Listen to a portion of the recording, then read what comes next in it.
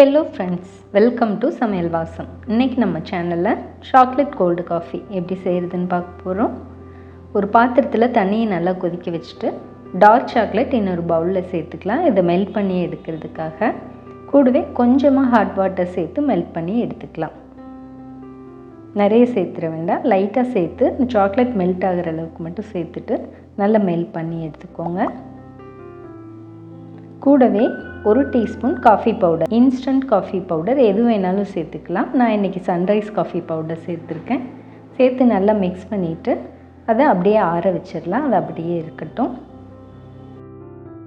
இது காய்ச்சி ஆற வச்சு 4 hours ரெஃப்ரிஜரேட் பண்ண மில்க். இது நல்ல கூலிங்காக இருக்கிற மில்க் எடுத்துக்கோங்க.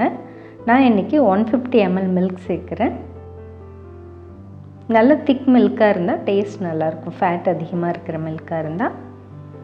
கூடவே ஐஸ் க்யூப்ஸ் ஒரு 4 க்யூப்ஸ் சேர்த்துக்கலாம்.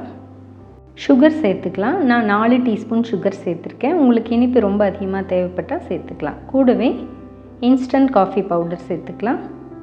3 டீஸ்பூன் சேர்க்குறேன். கொஞ்சம் ஸ்ட்ராங்காக இருந்தால் தான் கோல்டு காஃபிங்கிறனால டேஸ்ட் நல்லாயிருக்கும்.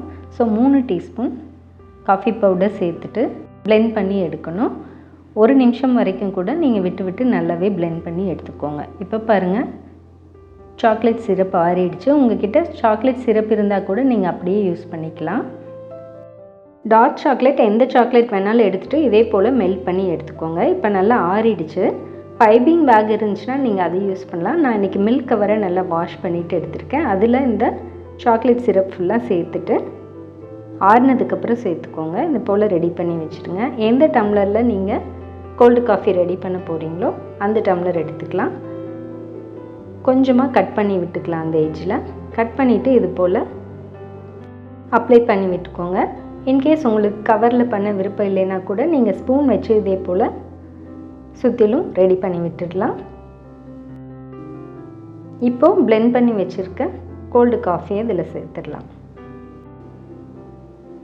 சாக்லேட்ஸு கொஞ்சமாக எடுத்து வச்சுட்டு அதை மேலே துருவி இந்த மாதிரி சேர்த்துக்கலாம். இந்த மாதிரி டெக்கரேட் பண்ணுறப்ப நமக்கு கடையில் சாப்பிட்ற ஃபீலிங்கே இருக்கும். ஸோ உங்களுக்கு எந்த டிசைன்ஸ் வேணுமோ அதில் மீதி இருக்க சாக்லேட் சிரப்பை இது போல் டிசைன் பண்ணிக்கோங்க. ரொம்ப ரொம்ப டேஸ்ட்டாக இருக்கும். வெயிலுக்கு ஹாட் காஃபி குடிக்கிறத விட இந்த மாதிரி கோல்டு காஃபி குடிச்சு பாருங்கள். ரொம்ப வெயிலுக்கு இதமாகவும் டேஸ்ட்டாகவும் இருக்கும். கண்டிப்பாக ட்ரை பண்ணி பாருங்கள். தேங்க்யூ.